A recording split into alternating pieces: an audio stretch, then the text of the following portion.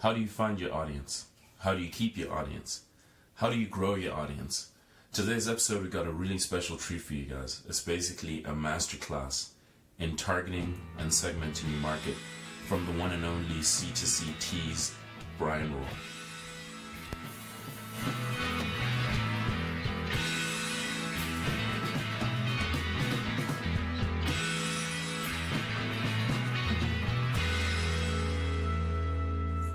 All right, Brian, how you doing? Wonderful, man. How are you? I'm chilled out. Welcome to the podcast. Thank you for having me. It's Yeah. awesome, man. Yeah, no. So I have to tell you, we're stealing this room.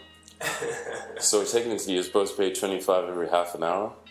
But fuck all that, man. We're just doing this shit rogue. Flying under the radar. Yeah, man. So That's the basis of what I do. Oh yeah, fuck yeah. About what you do, man. So let's start from the beginning. We met at Complex. No, we met. I think it was when they were doing the multiple releases of Air Maxes. So Yeah. on that pop up outside of Undefeated on La Brea, Shit. and it was the Royal Blues. The Royal And Blues. then remember we were in a long line. You got there early in the morning, and then everyone I don't know, you know how the line shifts as soon as they see something happen. And then all the Nike reps were there, and they made it a live raffle.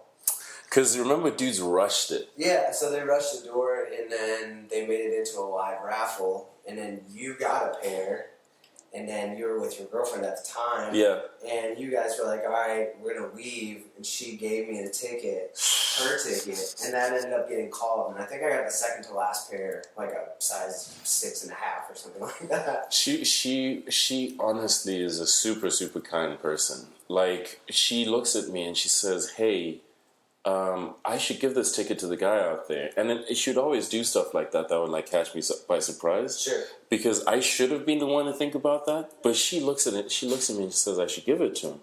And I'm like, yeah. And then she just runs out there and hands it to you. And then luckily you hit. Yeah, and then I remember walking back past you guys, and then you guys were coming from some cafe or somewhere you had gone that was right next door, right? Yeah. I'm like, damn, I got the pair that she would have gotten. I mean, I think in the end everybody was stoked about it, but obviously I wasn't gonna wear a 6.5, so that was one for a small resale. I was really hoping. I mean, that was one of the things is I understand sneaker resellers. I know you have played heavily in that space. Hell yeah, yeah. And I have as well at times, but the Air Max 1 for me is just one that if I would have gotten a 10.5, which is my size, I probably would have worn them out the store. Just because I knew that they weren't going to be worth a lot, but also that's just the Tinker Hatfield design that really just makes me love sneakers. You know what's crazy is, shout out to Lee, the homie. So I told you about the guy I met at Nike.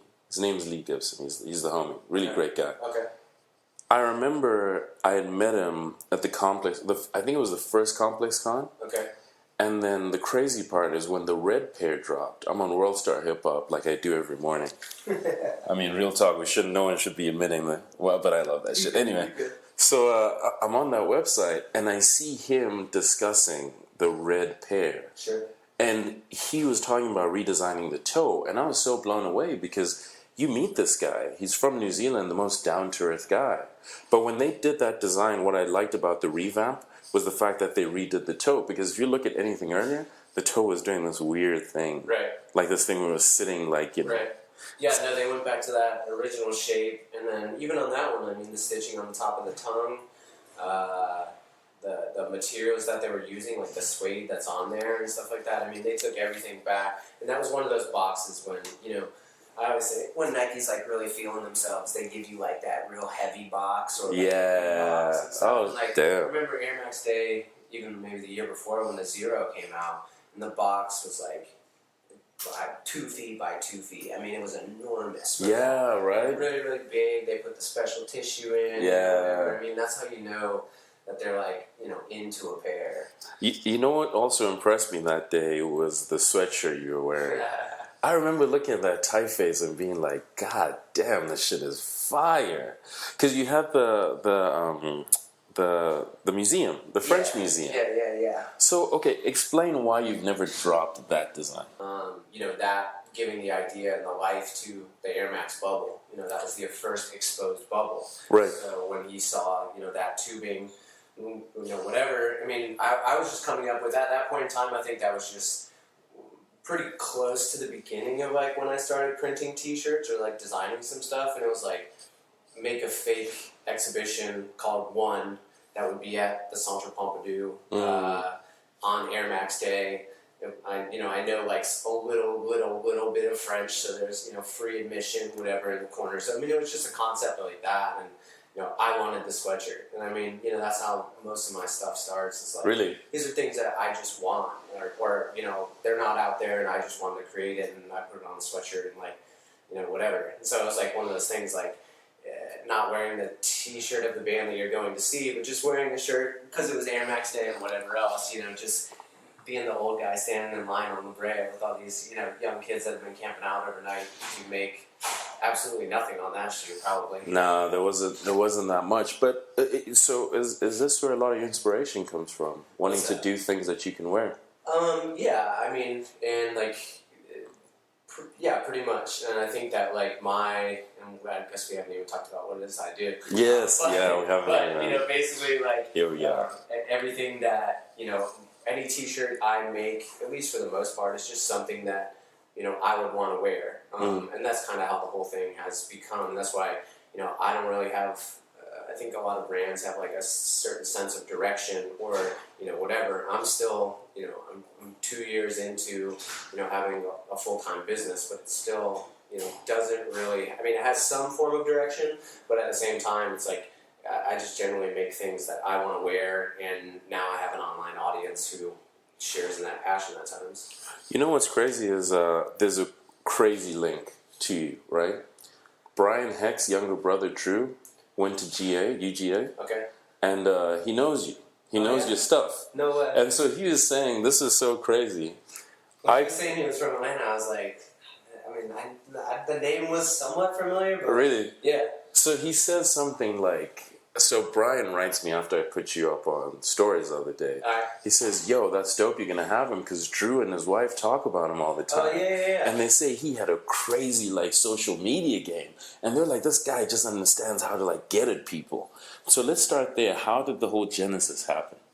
How did the whole thing begin? How did you begin? And we can go to the name. And so basically, my wife, who also has her own company, she has a letterpress company. She was working in commercial production, and she took a adult education class at Otis in Westchester for letterpress. She started getting into that. It was like a New Year's resolution. She was going to do like one new thing every month for a year. One of them was letterpress, and then this grew into what is now her full-time business. So I was, working my 9 to 5, doing fine, making money, whatever. But I won't even say it was like a longing for something else, but I was like, I'm going to get a shirt made. Sure. So I went to a spot downtown. I bought some American Apparels, because American Apparel was still in business at that time. They were, downtown, so you could pick up stuff and whatever. And I got some T-shirts done. It was like a Braves design based off of, what was it, Radio Jet Set or Jet Set Radio did the John and Paul and Ringo and George Beatles shirt. Wow. So it was crafted after that. It was some Atlanta Braves baseball players, because I'm from Atlanta, big Atlanta sports fan. And I just started hitting people up on Facebook via DM, and was just like, well, not even DM, messaging, and was just like, hey, this is something I'm thinking about doing. Here's the concept. It's $20. Let me know if I can send you a PayPal invoice. And found some people who wanted to do it. So then I went to a print shop downtown, kind of told them what I wanted, and got the runaround a couple different times. I mean, it was like, came back to pick up my stuff, and I think it was only like 25 shirts at that time. So came to pick up my stuff, and it was just like, oh yeah, it's not ready. It'll be ready tomorrow. Came back the next day, still wasn't ready, whatever. I mean, that to me is just how the world of screen printing and fashion and T-shirts and everything all together. Like, they don't care about my 25. And at that time, I guess I didn't really know enough about the industry, and just B, maybe business in general. But now I understand it's like they probably had 2,500 to do for somebody else. So like, this dude who's driving, pulling up in a Volvo with a trash bag full of T-shirts, like, he's not worth what these other things are. Interesting. So I totally understand that. But then I knew that I didn't get when I picked up what I wanted, it wasn't exactly what I wanted, but I didn't know the terminology to figure out what needed to be done different, specifically like with the print itself. Okay. So there's a place in Atwater Village, which is right up near Dodger Stadium, called Grow Your Own Media, and they call themselves a community print shop. So I took a Groupon class with them, learned how to screen print there, and then as I was still working my 9 to 5, I would start to do pre-sale stuff online. I started to have Instagram at that point and just started to build up like a little base of some people. And I would just do pre-sales online and run my 9 to 5 and then have a sales call up near Atwater Village. Sure. And make it that way so that I could print a whole bunch of shirts. But in terms of the world of hyper segmentation, you have segmentation, which I think everyone tries to engage in. You're in this miraculous world of hyper segmenting your market, because Sure. I would want to minimize that to just agree that you start an Instagram following, Sure. but it's not that simple, was it?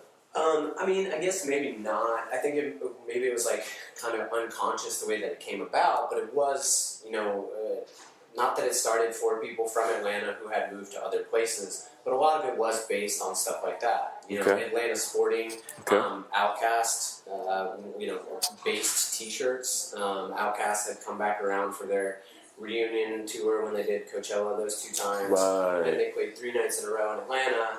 And I had a bag full of T-shirts and, slung them. Went to a University of Georgia game that Saturday, sold some T-shirts on campus up there. Wow. Came back and, went to a couple nights of Outkast in Atlanta and paid for with, money from that. But at that point, I mean, that's still a side hustle. It was out of a backpack. Yeah. I didn't really know what I was doing, but it was just like, let's just see if this works. I remember our first conversation had to do with a Super Bowl game.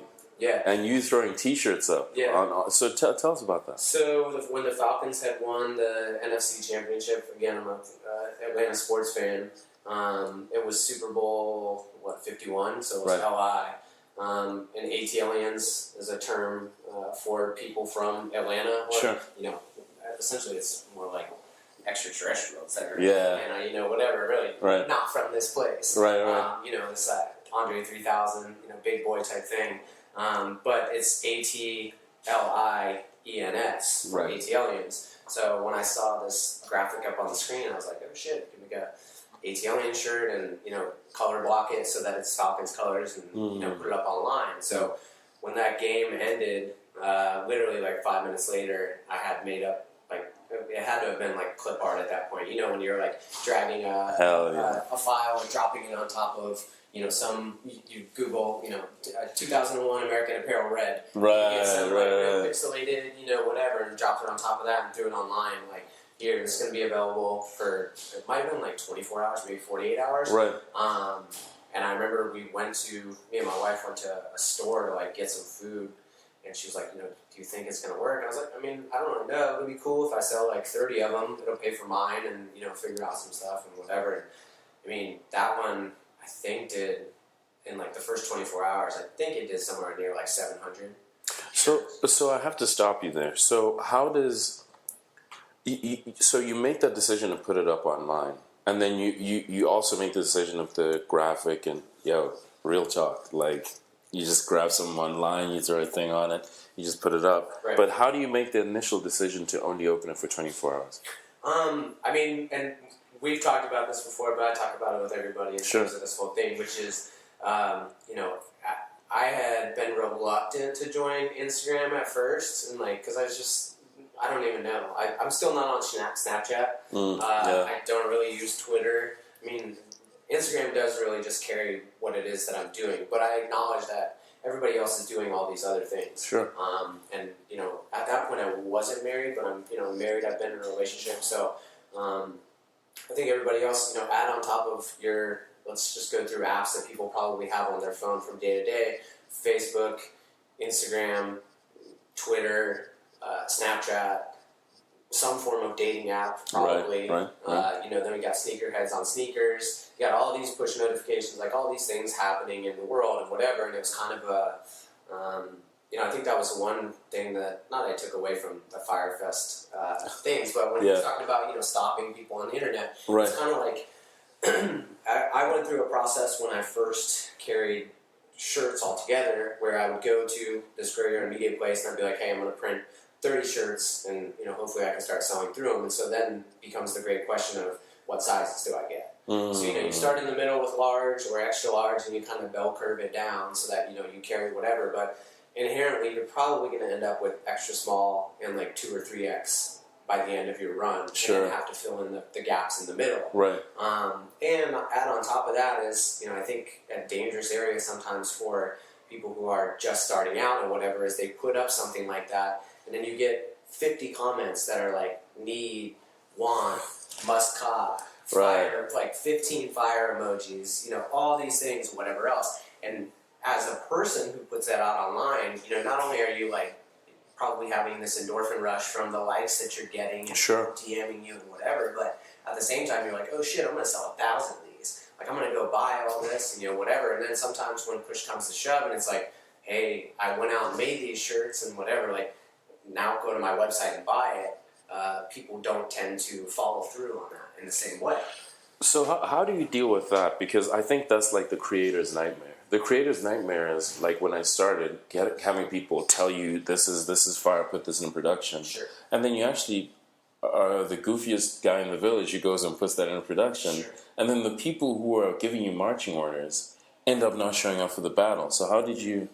So that's where, for a little while, when the website first went on, and this is still as I'm working, a regular 9 to 5, so this is like maybe some weekend printings or nights or whatever else, it would just be blocked. So it was almost like, I don't want to say I modeled it after like a Supreme model, but when things dropped on Friday, so it was Friday, Saturday, Sunday mostly, to hit a weekday and 2 weekend days. Okay. Just because you get people who are at their job on Friday who have the time to scroll through their phone or whatever, and then maybe you have people that on Friday, they're a lawyer and they're in medical and they're doing these things or whatever, and the weekend is the time that they do it. So I was trying to accommodate for multiple groups there, especially people that have kids who Sure. may put away their phone. There's this big push to put away your phone and pay attention to your kids, which they would do on the weekend.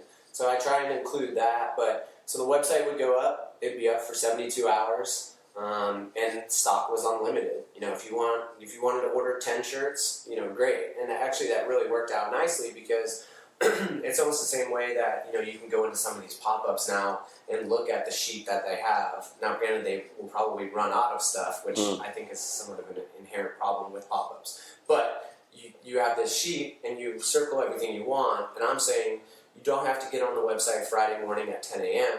You have 72 hours to do it at your leisure. You can pick as much as you want. You can buy for you, your girlfriend, your friends. You could have one designated buyer who scoops it all for everybody to save on shipping or whatever. And you have that time to do it. And that's where I kind of I call it inclusive exclusivity, which means it's exclusive because it's time sensitive. Sure. You have the 72 hours to do it, but I'm not trying to, I take enough L's trying to buy sneakers myself all the time. So I'm not trying to have, the website crash because everybody goes there at 10 a.m. Right. I'm saying it behooves me to allow you 72 hours to do it, but also as the small business owner, and I try and explain my story to people quite a bit, that it went from a side hustle to main work. Sure. But at the same time, as much respect as I'm going to show to them by trying to give them the best product for their money, I ask for the same. So if you want and you say that you want to have these things, just go to the website and buy them. So that's kind of it used to go. The website would go on for 72 hours, then it would go back off, and fulfillment would take 2 weeks. Sure. It would take that amount of time to print and ship and whatever. And then if designs came back out, maybe a new color, maybe I had enough people email me to say, I missed out on this, and I would bring things back. So it was kind of just every few weeks there would be a big bunch of stuff up there, Okay. and just kind of figure it out that way. So what do you consider your company? Do you consider it in the fashion world? Do you consider it in the t-shirt world? I noticed you're wearing an ATLiens hat. Yeah. So I noticed that you stay within this paradigm of what works. Yeah. So what Well, I mean, it's definitely, because it's called Coast to Coast Tees, which I'm not even tied to the name. It just needed a name Right. in the beginning, and it was just like, what are we going to call it? And I lived in California, and for the most part, I was doing ideas that were originated in Atlanta. Right. So Coast to Coast made sense. Like I have said time and time again, like I'm not crazy about the name. Some people are like, oh, it's great, but it's hard. Like, and I think it's like naming a band. Sure.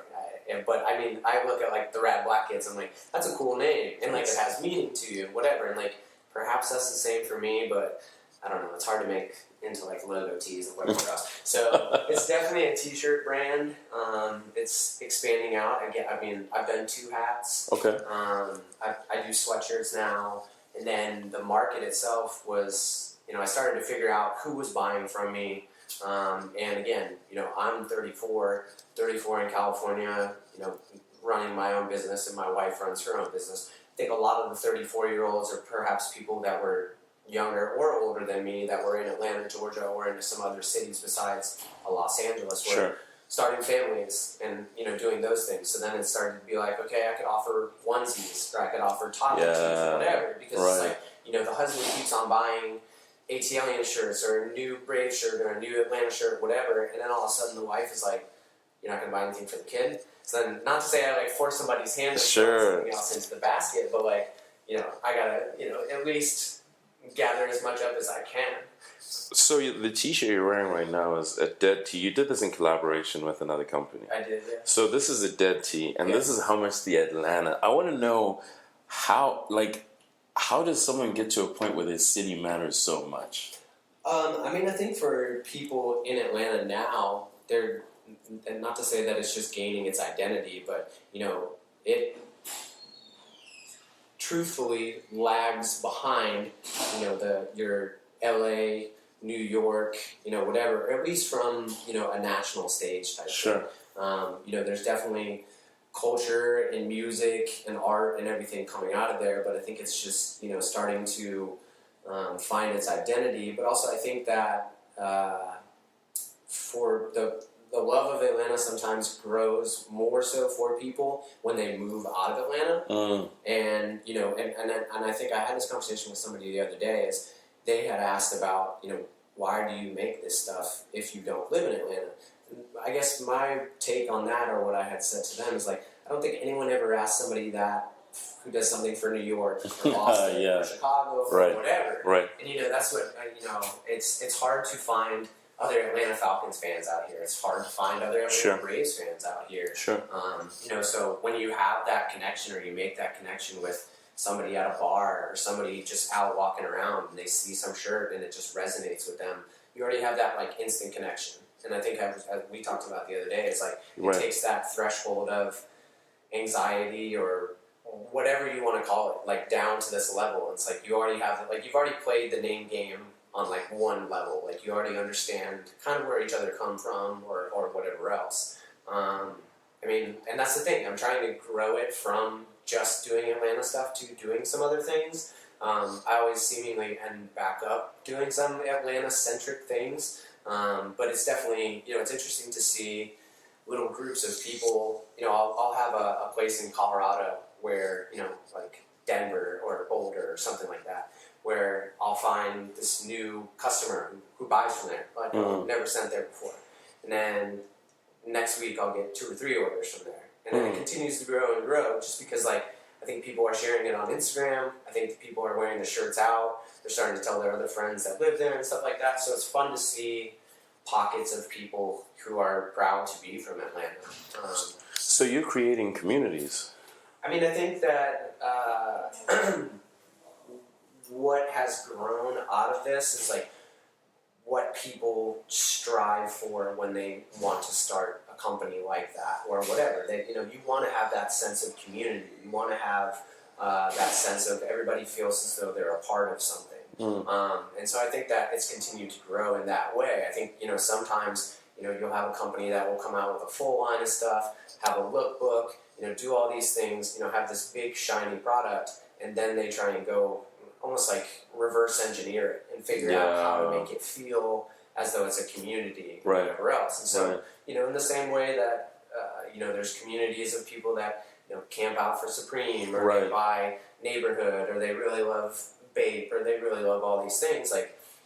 And I'm certainly not a streetwear brand. I'm like maybe like a dirt road brand or something like that. I don't really know. We have to go into territory that's I hope is okay with you. But what was life like growing up in Atlanta? What was the family like? I mean, my family's great. I was actually born in upstate New York. Oh wow. In Rochester. Oh okay. And so then my dad's job got transferred to Atlanta. Wow. And that's like a big thing now. There's certainly people who are very proud to be born and raised in Atlanta. Right. And that's the thing, is that they have their that not a shtick, but that's their thing, is being from there and whatever. But truly the definition of an ATLian is not really being from there. Which big boys from West Savannah. I think Andre was born in Atlanta. Right.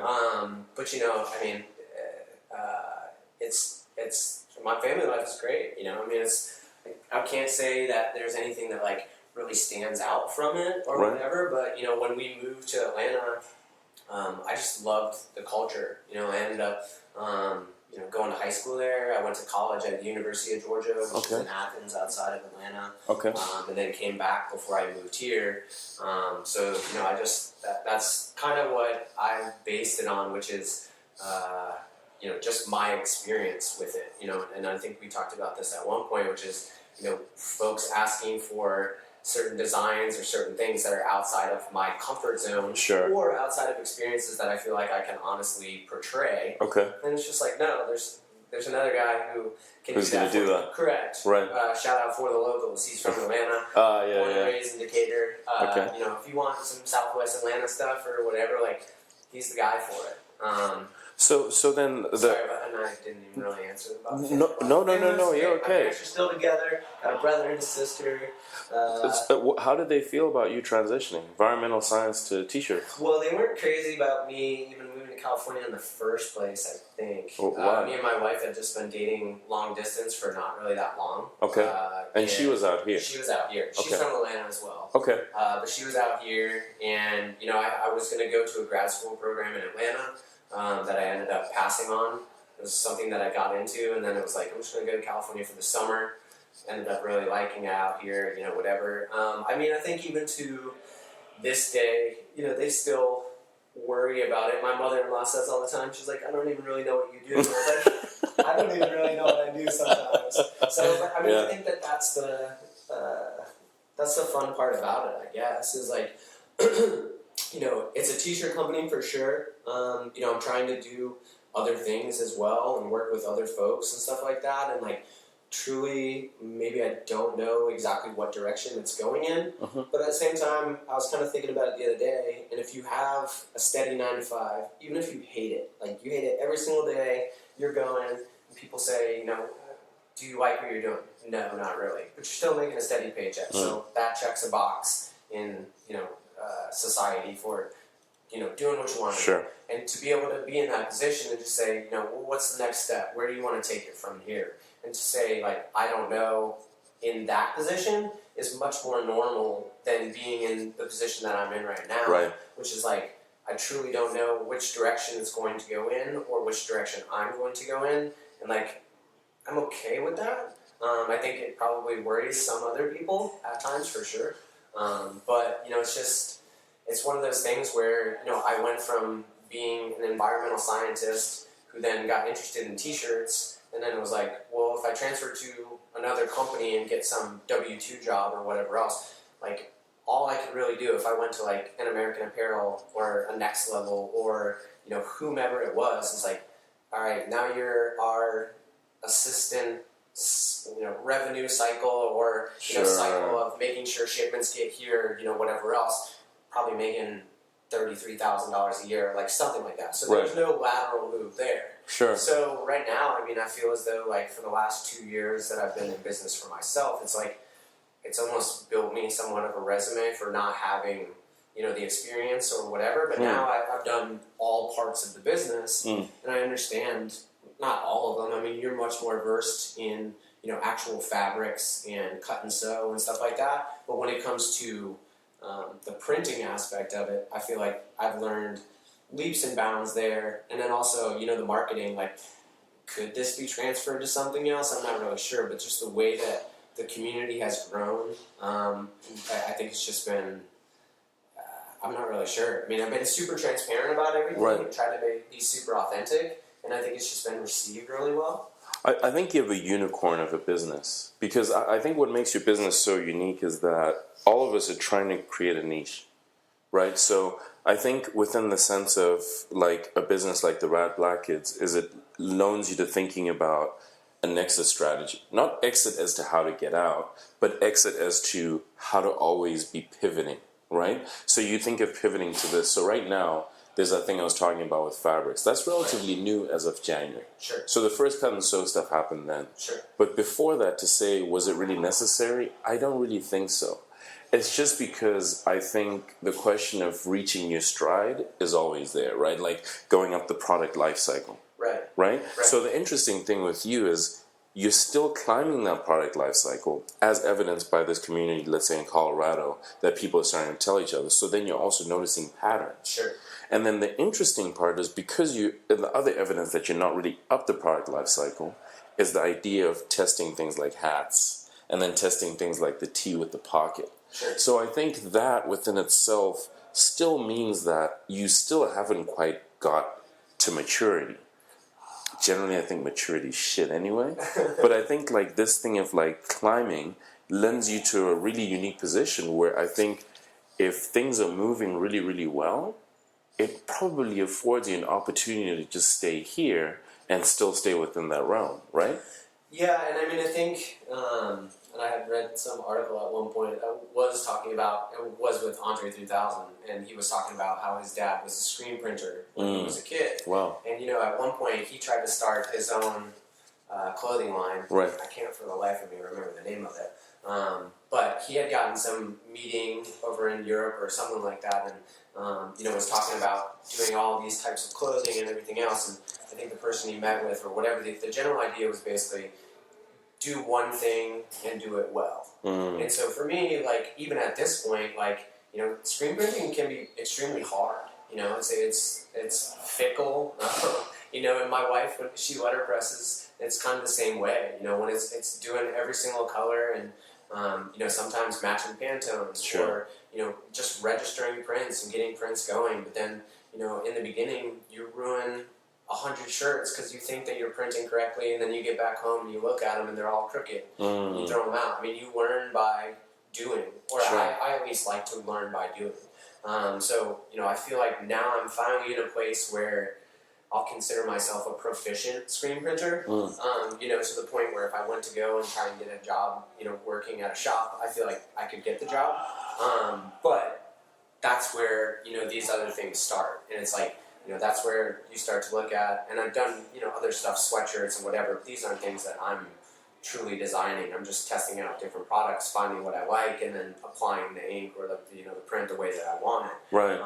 But now I think, like you're saying, it allows for, experimentation into other places. And again, maybe you're not going to sell as many hats, or maybe you try and make an anorak, or you try and make a bomber, and you try and do these other things, and like maybe you only sell a couple of them. But for me, that kind of goes back to the same mindset of I'm making things that I want. So like then, and it happens before, and I told you this the other day, is I throw some things out there sometimes that go way out of left field. And so people are like, make a subscription box. I'm like, I can't deal with that kind of pressure, because then you put yourself, at least where I'm at right now, you can get a subscription box where it's like, different types of whatever, cool soap and face wash and all these other manly things and whatever, and you call that, the man box or whatever you want to call it. Sure. But for me specifically, it would have to be a t-shirt every single time.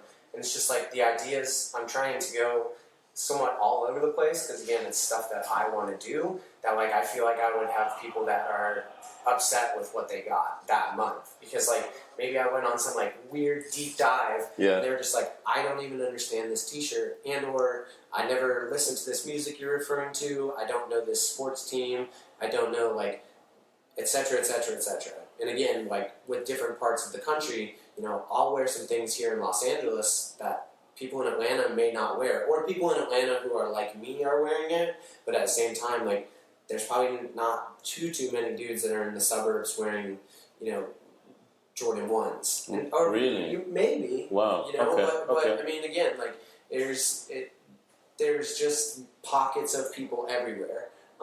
And so again, like, when I throw out a random idea, like, maybe not that many people like it. And, a couple years ago, not that it would hurt my feelings, but I would be, like, concerned with it. Sure. But some of the concepts, I'm like, cool, if it only sells, 25 units or something like that in, like, a pre-sale, fine. Those 25 people are on the same page as me, and they're probably going to, again, be a flag bearer for me.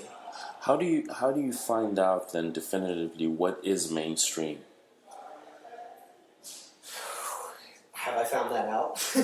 I mean, with what you just said, right? You're so focused on understanding ideas. Well, no, you manage to hit ideas that work really well, and then it sounds like the experimentation. You are clear that it's experimentation. So, have you ever played like regular Nintendo? Did you play? Yeah. Yes, yeah. All right. So, but back before video games are the way that they are now. Now in a video game, an actual player, a lot of them go in for these motion-activated things that mimics exactly what they're doing, and they get their face animation exactly how it was. Back in like Nintendo, I can remember a specific video game like Nintendo Ice Hockey. Okay. There was like a tall, skinny player. There was a big, wide guy. Like Tecmo football. Right. There's just a few different types of characters, I suppose. And on the grand level of things, I think we can all be broken down into one of those. So I don't think that I'm like truly. I just think that there's a whole bunch of dudes that are like me. There's a whole bunch of females that are like into the same thing as me.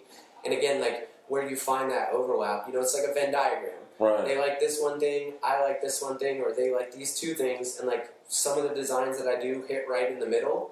And so for some people, they just hit them like so deep, and they resonate with it so much because like the pocket tee. Yeah. That print, like, people see it and they know exactly what it was. And that's where, again, I'm down to have that conversation like we had the other day where I explain it to you. Right. And then you're like, oh, damn. But when you're talking about people from Atlanta, you're talking about people who are specifically in that mainstream of things that I know or things that I've seen before, that hits them like a ton of bricks when they see it the first time because they're just like, just... We have to talk about that shirt. we got to talk because that was the craziest thing. So okay, so we have to put this in people's minds clearly. It's a white T-shirt, right? And then you decided to go and get a pocket. Yeah. So let's go on. So for me, because everything I print is pretty much on American Apparel, so it has a particular cut to it. Sure. When I've gone to find pocket tees, I don't even know if American Apparel has pocket tees anymore. But for the most part, I've seen like you have Gildan or you have Comfort Colors, both of which I have somewhat issues with at times. Yeah. So the idea was just can I get an American Apparel and put a pocket on there? The idea just came from every time I fly back to Atlanta, you can take the MARTA train from the airport pretty far north or like east and west. I mean, it's not the most efficient train, but in terms of getting away from the airport and like not having family or friends or whomever have to actually drive in all that traffic, like I prefer to do that. And especially when I get dropped off at the airport, I prefer to do that because Atlanta's traffic is absolutely horrific. It rivals LA in my mind, really? just on a smaller scale. Okay. Again, the roads aren't to scale in some places, so one accident can throw everything off. So to me, riding the train, it's on schedule for the most part. And it takes down the stress level. So you can say goodbye to your loved ones at the train station on your own time. Hop on the train, be at the airport, and vice versa. You can take it from the airport and arrive and not have them be mad for sitting in an hour and a half traffic to pick you up. Sure. Like, hey, here I am, whatever. So, I'm into patterns. I'm into, different color schemes and whatever. And as I was riding the train, one of these last times, I just took a picture on my phone of the floor. And also, the idea came from PDX Carpet. Because PDX Carpet is at Portland Airport. Oh, okay. So when people hop off the plane, they always take a picture of it because it's weird looking. It's a stupid design. Right. But everyone hashtags PDX carpet. And so I was like, you know what? Like, we're saying that, you know, Atlanta is this hub of culture and creativity and art and all these Right. other things. So, like, you know, let's not hashtag PDX carpet. Let's hashtag Martiflora. Your mind is fascinating, my guy. Like it's so interesting because I think there are questions that while I was thinking to ask in this interview, there's some questions that seem tempting, but I think it would oversimplify, right? So the question of saying, you mentioned Tinker, right? Yeah. So we had that conversation. Yeah.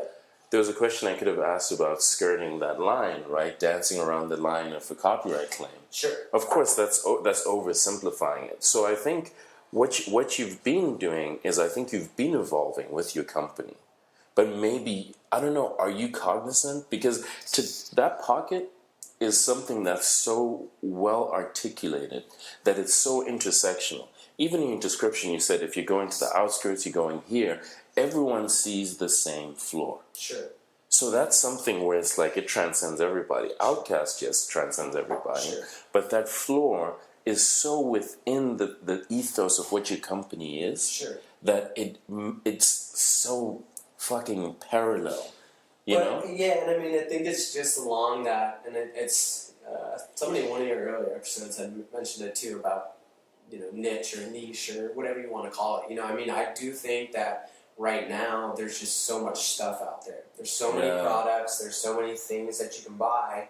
And again, as a small time guy, like, you know, you're not, and people like misconstrue this sometimes. They're like, you know, you can just go and get a license and start making University of Georgia football shirts. You can't do that. Like, you know, you have to come from a proven, you know, company that has these things, and there's, you know, there's a whole ton of money, there's a whole ton of royalties and whatever else. So, like, I tend to fly in what I'll consider the gray space, or a gray area, which is, you know, really not trying to touch on copyrighted trademark material, but more of, you know, if you're a fan of this team, or you're a fan of this music, or if you're from Atlanta, you know, whatever, like, these things resonate more with you. Because again, like, I think that there's so much product out there, there's so many people creating so many t-shirts and whatever else that, like, people want stuff that's a little bit left or right of center. Sure. You know, as opposed to a shirt that just says Atlanta Braves on it, you know, make something that speaks to a piece of the team that is, you know, if you know type thing. I think that is dope, and I think you're creating this community. So Seth Godin is someone I read a lot and I listen to a lot. He has a podcast called Akimbo, Okay.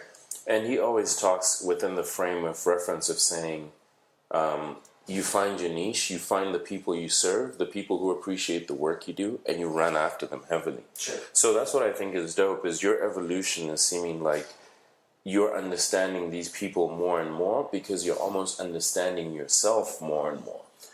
Yeah, and I mean, I think I'm today sitting here like much more comfortable with myself as a person than, you know, probably ever before. Wow. And I think maybe day by day it grows in that. And like, I mean, I'll attribute that to not only the success of this, at least to this point, you know, what I'll deem as successful. I think everybody has a different, you know, example or a different goal to which they call things successful. But Sure. I try and be a glass half full guy.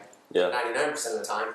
So I deem it, you know, successful at this point, and, you know, being happily married, and, you know, I'm just comfortable with myself, and I think really the thing about it that has, you know, if you want to say that the designs or the concepts have been good, like, that's cool. I think it's really about the, number one, I'm not making the blanks, you know, it's the quality of the blanks that I'm using that, you know, I've selected, and, you know, I'll try out different things, but, you know, I got a whole box of stuff at home that, you know, has never turned into anything, because you get this blank and you're like, I just can't sell this, you know, this isn't going to work, or whatever else. But also, you know, I answer every single email, I answer every single DM, I try and respond to, you know, every comment, no matter what.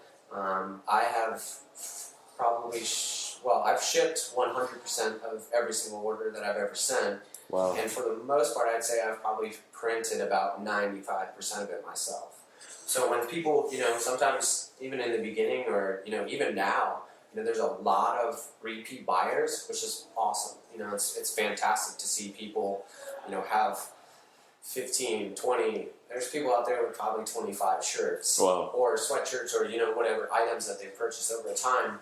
But, when they're, like, refer to something specific or whatever, like, I try and remember that as best as possible. Who this person is, which shirt they might be talking about, whatever. So, like, for the most part, I try and deal with every issue as well as I possibly can. And I think nowadays, like, not to say people are surprised by that, but, like, I try to, and something I figured out in the beginning is anytime somebody sends a email to, like, the customer service email, when I respond the first time, I always sign it with my name.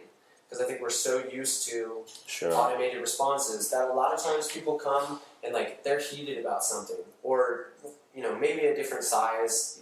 Those are easier to deal with. It's the people who didn't get something on time, didn't get it all together, they got it and it had a hole in it, or whatever else. And sometimes those first emails can come really hard, and whatever, because they think that they're dealing with somebody else. It's like I think sometimes when you sign an email, it's like, oh damn, like this is actually the guy who made my shirt.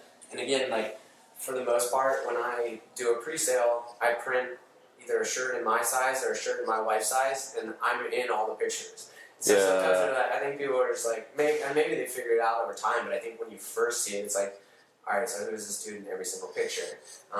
And it's me, because it's easier to do that than to schedule a photo shoot and pay a model, or try and feed an influencer to, share my shirts or whatever else. Right. I think we share that in common, and that's been a very tough thing to explain to a lot of people. Not within the sense of saying I'm conceited. It's within the sense of saying that I'm the same way, even now.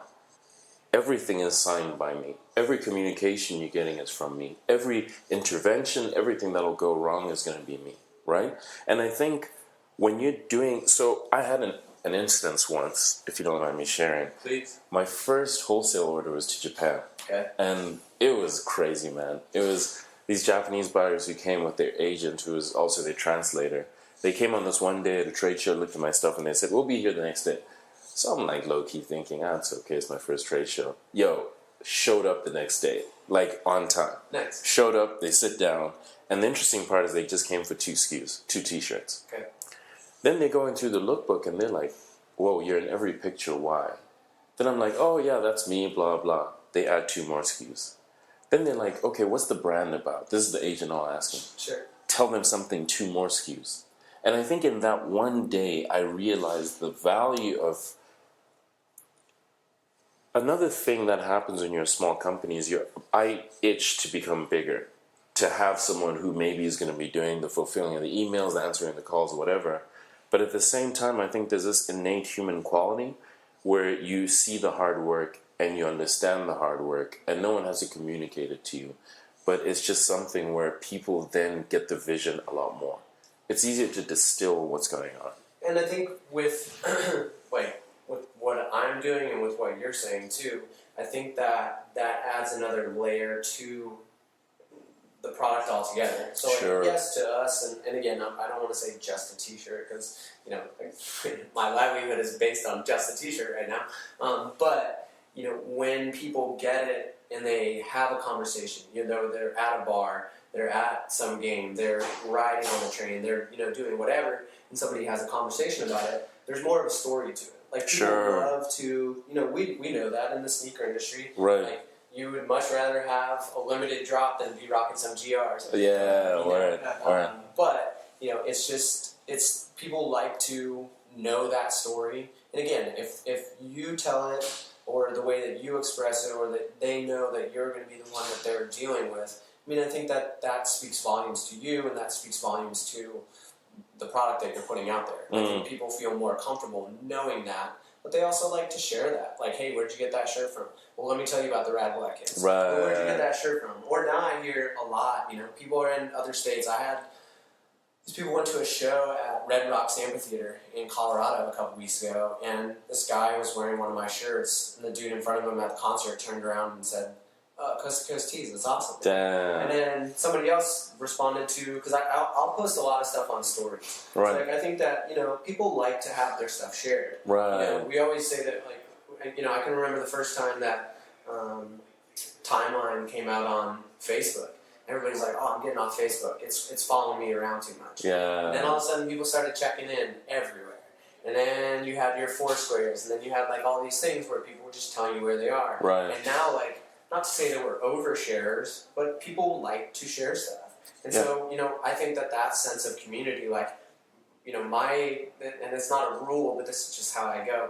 If you're going to take a selfie, or you're going to take just some, whatever photo of my shirt and tag me in it, I'll throw you on stories, because I love sharing stuff. I love stuff to be shared. But if I know that you went to some event, or you went to some location or whatever, and you had whoever that person is, whether it's your boyfriend, girlfriend, husband, wife, random person, whatever, and you I always say, like, if you want to get a real good Instagram shot, like, you need to be embarrassed by what you're doing. If you're willing to, like, stand in front of something and give me this, like, banger photo, like, throwing that on the main page. and that's the thing. It's like, I'll send people stuff because I appreciate that. And for me, as opposed to, and again, like, something that I've said before is, to give somebody something and then expect something from them. I think for the most part, sometimes you're not going to be let down. I've done it before with people that I trust, but with just a random person, or somebody who has a decent amount of followers or whatever, like, are you going to get what you want? Are they going to tag you correctly? Are they going to put something correctly in the comments? And I'm just not in the business right now of being like, here's the copy that you have to put, here's, and I have done it once before, but like, I'm not giving out free shipping codes to some influencer to get their followers when I haven't even offered that to my people. And that's what I try and tell people all the time is, they ask about discount codes and coupon codes. The difficult part about that is, like, I feel like I ask a fair price 365 days a year for the stuff that I do. I price it individually, and I price it to be able to live and to be able to make enough money on it to pay my taxes and earn money off of it. Right. So, and also, like, let's say you, Tulane, came to my site and bought 5 t-shirts, and then the next day I'm like 25% off on all the t-shirts that are on there. That's where, tough. If you're, and that's not even to say if you're a good dude. If you're a dude who's like, hey, I, helped out this small business, or I purchased from them, I'm not going to go back. But, like, I wouldn't be offended if you came back and said, hey, I spent an extra $25 yesterday, and you dropped that sale, because bigger chain stores do that type of stuff. They'll give you that money back. So with all my stuff being pretty much pre-orders only, there's no inventory to try and liquidate. So there's no reason to have a big sale. Everything is just the price that it is, which I feel like is fair to both of us. The other guy who said that is wildly successful. His name is Darren Kay. Shout out to Darren. He's the man behind Rothko. Okay. Darren low-key will show up and give you, like, crazy advice. Okay. So I'm at a trade show. I'm right next to him. He walks up and he says, let me tell you something. Guy from New York, Long Island. So I went to school on Long Island. Used those guys. He says, I have never given a deal to nobody. I don't change my price for nobody. He's like, these stores have come up to me, they've asked me for stuff. He's like, I never move my price for nobody. Nice. Just drops the gem and pieces out of it. I have to tell you something, man. One thing you should never be, I don't think, is don't ever be apologetic. Because the other reason I asked you to be on this works the best when it's people I look up to. I don't consider the fact that t-shirts are too little. When I went to that show, the show I did so well in, all I had was t-shirts, man. Right. That's all I had. Right. I had some hats and some stuff. Right. But the thing is at the time I was using that medium, I respect the medium still so much that when I went in and cut and sew, I literally did a hoodie and a pair of sweatpants because I felt like nothing was on the market was as good as the shit that I could do. Yeah. But at the same time, what I appreciated about the first accounts I opened is they understood why I'd used the t-shirt that I did, and they understood what went into using the t-shirt that I did. Sure. So even with us, we had this conversation about the tees, and you're explaining why you use that tee. Sure. And I think even with that, man, you're not just... If you're using a Gildan tee, and you're just like, shit, this is $1.27, and you were doing that, that's a different conversation to be had. Sure. But I look up to what you do, man, because you've managed to do something that I think... It takes a lot more, usually takes a lot more people with a hell of a lot more fucking resources. You know what I mean? Yeah, I mean, and about the Gildan thing, Gildan hammers are fire. Like, Okay, not disrespect. Straight up Gildan, like, and I mean, I bought Gildans before. Yeah, you know, yeah, we're of course. we've gone in this direction where, like, you know, everybody wants this worn-in feel. Sure.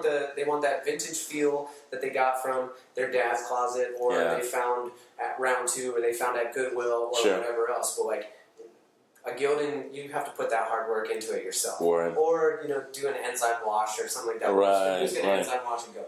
But I went to the Kanye show at the Forum a couple years ago. I mean, I bought a Gildan, you know, and all his pop-ups were Sure. Gildans. And again, I mean, Gildan hammers are solid T-shirts for sure. The Gildan Hammer is a solid shirt. It competes with some of those the LA. I don't want to say it, but the LA apparel stuff. Yeah. It compares pretty well with the For Gildan. sure. And The cut they're is both right. Yeah. heavyweight and whatever. And I think the interesting thing to see now, and I see this just because going to Gregory Media, I see a whole lot of folks that are doing somewhat of the same thing that I'm doing. Now, whether or not they've like grown it into a full-time business or whatever, but they've utilized social media to grow a business, whether it's just them or you know however it's worked out. But, like these little markets have like really grabbed onto stuff that they like. So like Right. Gildan hammers right now are like huge in the Great or Dead and Co. Like Really? Dead, like the lot tees. Wow. People love them because they're good to tie dye. And Wow. as far as a white shirt, they're a heavy white shirt and they're nice. And then like there's other markets that like love comfort colors. You know, the right.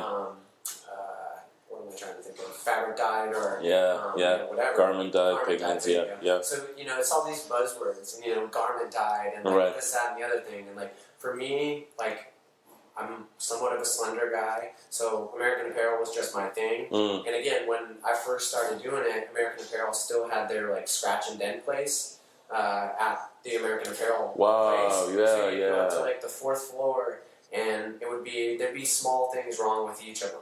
But if you dug through and you went around, you could find a whole bunch of stuff. Sure. And they were like crazy, like discontinued colors, discontinued styles, and whatever. So like sometimes I'd go in and you know spend an hour there, come out with 27 T-shirts, go print them, and be like, "This is all I got." At one point, I went to it was either like H&M or Forever 21 or something like that, and I found this sweatshirt that I really liked. And I mean, I know that fast fashion is Sure. a bad place and whatever else, but like sometimes they just have bomb stuff. And so I think I went to 7 different, it probably was Forever 21, and found as many of these sweatshirts because they were all sold out online. Mm. There's stuff seems to work sometimes where it's just the sizes that you actually want are sold out, and then they never get restocked. So like I went to all these stores in LA, just scooped up all these sweatshirts, as many as I possibly could find, and like you know. But now since there's more of a stream to it, like I need to find an apparel thing that I like. Sure. So using American Apparel over and over and just keeping that piece of it consistent has been really big in not having to do returns and exchanges. So once you figure out what your sizing is, if I'm carrying the same blank and that same product and whatever, that's why I try not to switch up like the fits on stuff. But if I do, I try and give like a really big explanation of like how this is different than what you normally buy from me. You should size up, you should size down. This is just going to fit this specific way. But again, like right now, it's just kind of focusing on the ideas and Refining. fostering that community. I started doing that with some of the found teas on some of the pop-up stuff. So for the other lines of the brand, like I have the LA apparels I use, I have the companies that I use, or I'll just do it myself. But then with the stuff for going on the road, what I found is really cool is I'll find something and then I'll go and treat it. So I'll take it to like a launderer for them to do a wash or something. And that way, what's really exciting about that is it sticks within the MO of being sustainable. Because some of these big companies are just throwing the stuff away. True. And like, I mean, that stuff is ending up either, and the worst part is, it's ending up, did you hear about the Malaysia scandal? No. How Malaysia decided, because the first world's been dumping their trash in Malaysia, Malaysia low-key just decided that they're going to do a press conference and tell them to pick their stuff up. And no one did, so they're literally just shipping it back to sender. Really? Yeah, so what happens is, the unfortunate thing about it is, and I only know this because I'm from there, but a lot of this stuff ends up in the developing world. Right. So that's the unfortunate part. So even with companies that appear to be good, that I'm not going to call out, Sure. they're doing this thing where, in theory, it's good, but then the problem is it ends up just in landfill in that country. Right. You know, Right. so when I looked at that and I started thinking about the Go Rogue, the pop-up program, I thought to myself, I'm planting trees for everything I sell, which is great, Right. but then some of this stuff is ending up in landfills at the exact place that I'm from.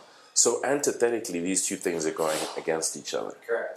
So for that program, I figured if I can find these companies, ingratiate myself to them, they don't really have that thing like American Apparel had where you can go and pick. Right. But I just started meeting people and low-key just being like, look, this is what I'm doing. And one company was cool with it. And they were like, yeah, you can do that.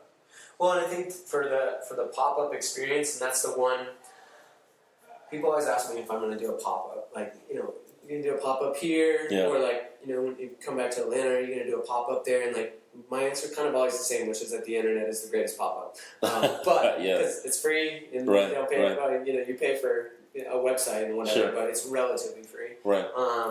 But the experience of a pop-up, and I mean, I think you personally do a great job of explaining not only the concepts that you have, but also, you know, the different washes and the materials Thanks, and whatever else. I think, you know, and you add value to that so people actually, you know, understand what it is that they're getting, and I think you give people a great value for that. Thank you. But the, you know, the different sizing and the different whatever is like, I think that is the one benefit to a pop-up, which Right. is I'm going to throw this on right now to make sure, you know, and especially like, you know, I rarely buy T-shirts now, but we went on a trip to France and Croatia a couple weeks ago, and I went to Pagala basketball. Oh, yeah, And yeah. I was like, all right, well, you know, we chopped it up for a few minutes and saw the basketball court and talked to the Wow. guys and whatever, and I'm like, all right, well, I have to grab a shirt. Right. You know, the last person in the world who needs to buy a T-shirt. But bought one, and I was like, you know, I'm a large, and he looks at me and he's like, nah, man, I think you're a medium. I'm like, okay, cool. So I throw a medium on. I'm like, okay, great, you're right. Wow. And so I think that's, you know, the in-person experience is where you're able to, you know, really size stuff out and do some different things. That's the only what I can see as being a limiting factor of what I'm doing right now. But Right. also at the same time, like by staying in that same channel and using these same blanks, the buyer knows at least. The first time buyer is always the difficult part. Of course. And you know, that's people always ask the number one question when people buy the first time is, well, two questions. Is it pre-shrunk? Is it true to size? I'm not even sure pre-shrunk is really a thing. Right, right. And you know, it really depends. Anything that's 100% cotton that you blast in high heat is going to shrink. Right. At least the first time. And then as far as true to size, like that truly to me doesn't mean anything anymore. Right. Unless you're talking about sneakers. You know, the shoe sizes have remained, you know, pretty consistent, but, you know, in terms of, you know, if you're a male or female and you're a size large in most stuff, but you wear, you know, things from different places, it's hard to say. You know, just Right. using like an example that everybody might know or whatever. If you're buying all your clothes in size large from, not even like Walmart, but you know, something like that. Sure. Those tend to probably be larger clothes because it's just, you know, a bigger brand. That's where you might get a Gildan Right. or something like that. Now, if you're like, I'm a size large and, you know, a shirt I got from Express or Banana Republic, you know, I know, and even like H&M, like that European sizing and stuff like that. It's like, different. Yeah, 100%. And so again, like, once you're a first-time buyer with me and we figure that out, you know, sometimes I don't even put sizing charts up there. People are like, do you have a size chart? I'm like, do you know how to use a size chart? I know how to do it, but Yeah. are you actually going to do that? Probably not. Yeah. So, like, you know, Yeah. let's talk about what you have. And that's Right. and you and I have talked about, that's where I normally go back to, have you gone to a small show? Not like a big, you know, stadium show or whatever, but have you been to a concert with 500 to 1,000 people Wow. and gone and seen the touring band and bought a piece of their merch? Because they're buying from the same space that I'm selling. Wow. So, you know, it's either a Next Level or a Toltecs or an Anvil or something like that, which are all pretty much across the board sized the same Brilliant. way. Right. But that's, again, the concept of sending the shirts without a whole bunch of bells and whistles. Yeah, You know, I yeah. try and keep the price low, but, you know, it comes in a poly mailer. Sometimes I'll throw a free sticker in there. Yeah, I yeah. don't sell stickers. I'm not in the business of selling stickers. Crazy. Even though people want me to be in the business of selling stickers. Yeah. just because, you know, some people are like, oh, my package didn't even get here, and hey, check the tracking, I just looked at it, it's at your place. And they're like, oh yeah, I haven't checked the mail in 5 days. It's like, to send stickers would just become such a nightmare. I'm just more like, and that actually worked for me at one point when I did some stickers, and it was like, I had gone probably like 3-4 years without doing one, and it was like crack. Like, people were like, I have to have that sticker. I'm like, how? Like, I didn't realize people love stickers that much, but they really do. Wow. I think today is you know, sticking them on the laptops. People love doing that. Yeah. And that's why, like, when you start selling them, and people are like, you know, go around town and slap my stickers around. I'm like, I'm not going to pay you $10 for 3 stickers that I'm going to slap on a bus sign. Yeah. You know, it's crazy, that ethos of the concert. But here's the thing. We've reached this unfortunate place. But the good news is, please plug anything that you like. Oh, man. Anything in the world. It could be you, your brand. It could be Swell Press. It could be anything. Well, my brand is Coast to Coast Tees. It's always difficult to tell people what that is, but it's the letter C, the number 2, the letter C, TEES. So it's at C2C Tees. My wife's brand, which is a letterpress brand, is at Swell Press. She does some fantastic work. And I guess, I mean, if anybody who is on here that's in somewhere in the greater Los Angeles area and you're interested in learning screen printing, Grow Your Own Media, Atwater Village, Tomas up there and Mandy are the absolute best. If you're either trying to get stuff printed, they will print stuff for you. If you're trying to learn and you're looking for a space to be able to do that and a space to be able to rent press space and just learn from people who know exactly what they're doing, they're fantastic. Grow Your Own Media. If you could give all the listeners one quote, and we're giving it to those people who are just looking to make that leap, whatever it is, what would you hit them on? Oh man, I don't know if I have a quote for them. Or anything. I mean, I think, and it's the same thing I told my wife, it's the same thing I think that has started this, which is, if you wait too long to do something, if you're waiting back to be like, no, I gotta have 5 shirts, I have to have X number of these things. By the time you go to put it out there, somebody has probably already done it. So I'm much more of just get one thing out there, just get something going. And I think that's why a lot of people, I wouldn't even say rest on their laurels, but they just end up not doing it because they're like, in order to launch this, I need to do X, Y, Z, you know, etc. Like, start putting stuff online. You know, if people respond back to it, great. And like, do you care about that? Sure. But then start doing some stuff for yourself. So, you know, I'm kind of in the, it was like an old Entourage thing when I was talking about, you know, doing a big studio movie and then they could do an independent thing. So I'm a big fan of like doing like 2 for you, 1 for me. Right. 2 for you, 1 for me. And there's some where I'm sure people are just like, dude, no one wants to buy this. I'm like, I'm okay with that because I want to wear it. Right. So, Right. No, and I mean, I just, for my community, if anybody actually listens to this, which I'm definitely going to plug it because I think your podcast is fantastic. Thanks, my guy. But, you know, I just appreciate the support from people, and, you know, the people who actually turned the wants, needs, and must-cops into actual purchases and who support my brand. Shout out to those guys. Those are the real MVPs right there, yo. The people who turned it into an actual purchase and didn't even...